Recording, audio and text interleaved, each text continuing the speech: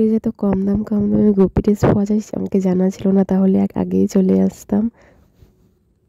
Everyone, তোমরা সবাই কেমন আছো? আশা করি সকলে ভালো আছো, আর আমিও বেশ ভালো আছি। তো কিছুদিন আগে আমি মায়াপুরে গেছিলাম, সবাই দেখেছো। আর এই ভিডিওটা করে রেখেছিলাম, বাস ভিডিওটা এডিট করা হয়নি, তাই তোমাদের সঙ্গে শেয়ার করতে পারিনি। আর এখানে দেখতে পাচ্ছ আমরা বেরিয়ে গেছি মায়াপুরে ঘুরতে আর গোপী ড্রেস কিনতে। তো ঘুরে ঘুরে দেখছিলাম কোন দোকানে গোপী ড্রেস ভীষণ ভালো।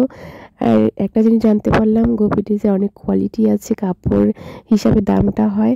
তো আমি ঘুরে ঘুরে দেখছিলাম, আর শাড়িগুলো দেখো কি সুন্দর। তো ভাবছিলাম এগুলো শাড়িও নিয়ে নেব।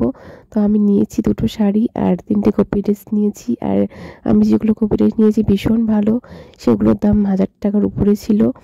আর দেখতে পাচ্ছ কি সুন্দর সুন্দর গোপী ড্রেস, অনেক কম দামিও আছে দামিও আছে, মানে কোয়ালিটি বুঝে জিনিসের দাম হয়। তো আমরা 3 দিনের জন্য গেছিলাম। তো ঘুরে টুরে তারপর আমি এই ড্রেসটা নিয়েছি। নেওয়ার পরে রেডি হয়ে তারপরে কিছু কেনাকাটা ছিল করে টোরে বাস তারপরে এসেছি প্রসাদ নিতে। আর তোমরা যারা যারা মায়াপুরে এসেছিলো সবাই এই জায়গাটা ভালো করেই চেনো। আমরা এই হোটেলটাতেই ছিলাম। তারপর আমরা লাইনে দাঁড়িয়েছিলাম প্রসাদ নেওয়ার জন্য। তো আমার কেমন লাগে সবাই কমেন্ট করে অবশ্যই জানিও।